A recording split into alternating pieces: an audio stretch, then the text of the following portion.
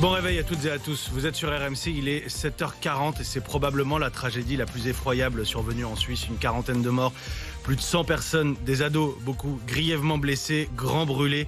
Le nouvel an de l'horreur, de l'enfer dans une boîte de nuit de Crans-Montana, la station de ski des Alpes suisses. Bonjour Dany Koller. Bonjour. Vous avez été témoin de cette scène d'horreur. Vous avez aidé d'ailleurs des jeunes à sortir du brasier. On accueille avec nous aussi le lieutenant-colonel Franck Maillard, pompier spécialiste en prévention des bâtiments recevant du public. Bonjour Franck Maillard. Oui, bonjour. Dany, vous avez aidé des jeunes brûlés. Notre envoyé spécial vous a rencontré à la messe en hommage aux victimes hier à Crans-Montana. Vous lui avez dit vouloir être en communion avec les parents. Et je pense que n'importe quel parent ici peut se rendre compte de l'effroi, de l'attente de ces corps pas encore identifiés. Dany, il se trouve que vous passiez devant le Constellation au moment de l'explosion qui a retenti.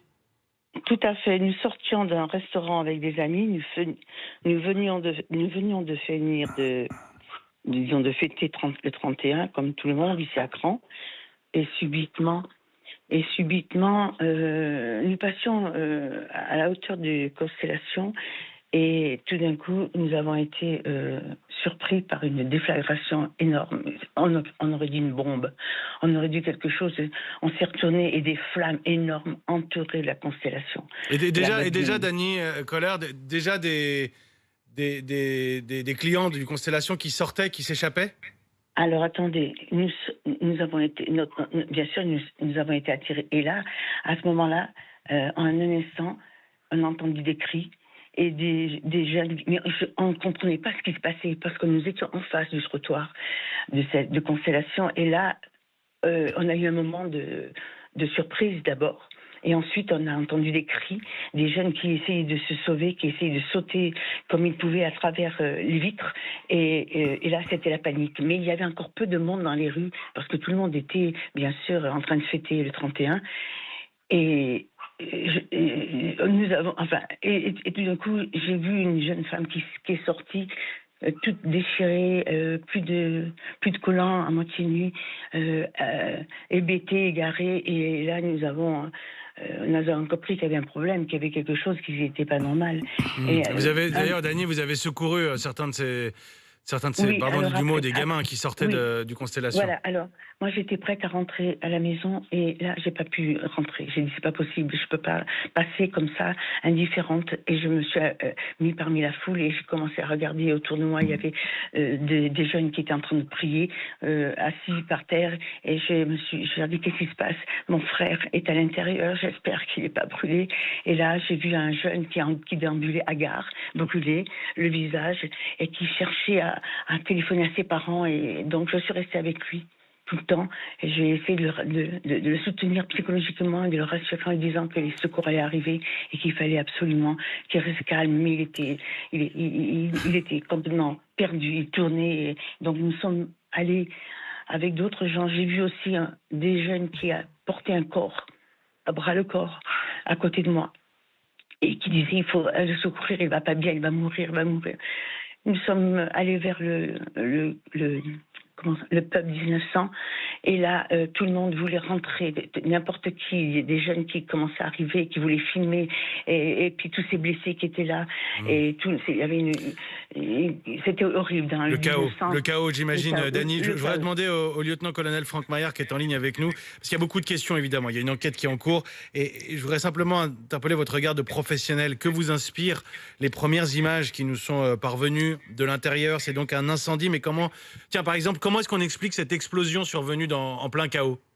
Écoutez, c'est simple, c'est simplement les fumées en fait qui ont été générées par les matériaux à l'intérieur du bar se comportent tout simplement comme un gaz inflammable, une fuite de gaz dans votre domicile. Donc ces fumées remplissent le volume et à un moment donné, ces fumées s'embrasent et elles s'embrasent avec une telle vitesse qu'on peut avoir ce phénomène de déflagration que madame a entendu. Ouais, c'est parce que, lieutenant-colonel, c'est parce que les fumées en fait sont confinées que ça s'embrase et que ça explose.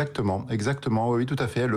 Elles ont rempli un volume parce que en fait, sur les quelques vidéos et quelques photos, on voit bien les plaques qui permettent d'insonoriser le sous-sol du bar qui ont brûlé. Et alors ça brûle bien, mais ça génère énormément de fumée. Et donc, comme le volume est clos, comme c'est un volume confiné, et ben en fait, ces fumées ont rempli l'ensemble du volume et à un moment donné, tout s'est embrasé. Et ça fait cette déflagration. Et alors, on a ces premières images qui nous parviennent, ces photos de l'intérieur, ces vidéos de l'intérieur, ce qu'on comprend. C'est potentiellement, je prends évidemment beaucoup de pincettes, il y a une enquête en cours, mais ces bougies incandescentes sur les bouteilles de champagne. Vous voyez ce plafond qui vraisemblablement a pris feu. Ça vous inspire quoi, vous qui êtes spécialiste de la sécurisation des bâtiments recevant du public ? Eh ben, ça m'inspire qu'ils sont en train de vivre le drame que l'on a vécu en 2016 à Rouen, le Cuba Libre en l'occurrence, exactement la même chose. Des feux de Bengale sur un gâteau d'anniversaire, une salle en sous-sol où les gens faisaient la fête, des plaques insonorisantes sur les parois, et ce drame qui s'est joué en quelques minutes à cause des fumées. On est exactement, alors à une échelle beaucoup plus importante, mais on est exactement sur le même feu que celui qu'on a connu à Rouen en 2016, 10 ans après. Dany Koller, vous êtes toujours en ligne avec nous depuis Crans-Montana. J'ai retenu ce que vous avez dit, vouloir être en communion avec les parents. Parce que ce qui s'est passé aussi ces dernières heures, c'est qu'il y a beaucoup de corps qui ne sont pas encore identifiés, beaucoup de disparus et beaucoup de familles qui sont dans une attente extrêmement douloureuse aussi. Terrible, terrible. J'ai aussi des amis qui ont aussi une amie qui a son fils à l'hôpital de Sion qui est brûlé à 35 degrés et qui maintenant va être... par avion, elle est partie à Stuttgart, dans un hôpital de Stuttgart. Et donc voilà, c'est très grave. C'est pour ça, Dany et lieutenant-colonel Franck Maillard, que j'ai demandé à Aurel Gage de nous rejoindre ce matin, le médecin du Morning RMC. Bonjour docteur. Bonjour. L'Allemagne ou encore l'Italie ont proposé à la Suisse de prendre en charge certains patients. La France a déjà reçu des victimes dans ses hôpitaux, 2 Français et un Suisse, 19 lits réservés pour accueillir des blessés ici chez nous en France, donc 4 lits pédiatriques. Docteur, c'est pas anodin de déplacer ces grands brûlés, ces transferts en urgence.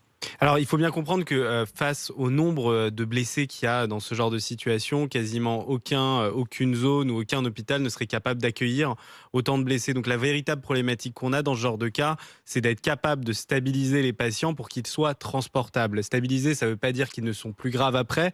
Ça veut dire qu'ils pourront survivre à un transport pour être mis dans un centre spécialisé. Les patients pour lesquels il faut le plus s'inquiéter à l'heure actuelle pour leur pronostic vital immédiat, c'est ceux qui sont encore dans les hôpitaux dits de proximité, puisque c'est les hôpitaux où en fait on a dû très rapidement mettre les patients dans les réanimations les plus proches en espérant qu'ils soient stabilisés pour après, dans un second temps, être évacués vers un hôpital plus loin pour que ça permette justement ce qu'on comprend de répartir la charge. Ce qui est glaçant, docteur, et c'est valable pour le lieutenant-colonel Franck Maillard, c'est que quand on donne des bilans, un nombre de morts, un nombre de blessés, là on ne parle pas de blessés intoxiqués un tout petit peu par les gaz de l'incendie, on parle de blessés très graves. Alors oui, c'est vrai que là, parmi les blessés, on comprend que ce sont aussi des brûlures de 3e degré, puisque pour qu'ils soient adressés à l'hôpital Saint-Louis, qui est un hôpital spécialisé en grands brûlés en France, que ce soit aussi pour les hôpitaux de Lyon, où dedans on a aussi des centres de grands brûlés, c'est des soins très spécifiques, c'est des patients qui resteront marqués à vie, que ce soit psychologiquement, mais même dans la chair, puisque malgré les greffes de peau, et bien malgré tout, il y aura des séquelles esthétiques, et même à court terme, et bien leur pronostic vital pour certains peut rester engagé. Donc réellement, c'est un vrai risque pour eux. Les drapeaux sont en berne pour 5 jours en Suisse. Dany Koller, ce sera ma dernière question. Votre pays n'a jamais connu ça? Il n'a jamais connu ça, mais il y a eu quand même, il y a 5 ans, sous le tunnel en Bassière, un bus qui avait aussi brûlé avec des enfants à l'intérieur, souvenez-vous. Et ça rappelle ce trauma? Et oui, alors que nous avons un pays merveilleux, nous avons un pays... C'était encore le paradis ici. Aujourd'hui, c'est l'enfer. Je vous remercie, Dany. Je vais vous laisser aujourd'hui. Merci d'avoir pris quelques minutes. Ayons vraiment, soyons tous unis et vraiment, ayons une pensée très profonde pour ces parents qui sont pris au plus profond de leur chair avec cette jeunesse qui est partie alors qu'on était dans ce moment de fête et de joie et d'union. Voilà. Merci Dany Koller. Merci beaucoup d'avoir pris quelques minutes ce matin pour les auditeurs d'RMC, pour comprendre l'enjeu de ce qui s'est passé. Merci lieutenant-colonel Franck Maillard. Merci. Pompier spécialiste en prévention des bâtiments recevant du public. On avait besoin de vos lumières comme celle d'Aurel Gage, le médecin d'RMC. Merci Aurel. Oui. Il est 7h50, cette émotion, vous la partagez. Vous nous écrivez sur le WhatsApp RMC au 06 12 424 424 ou vous appelez au 32 16. Vous serez les bienvenus ici, vous êtes chez vous, vous le savez.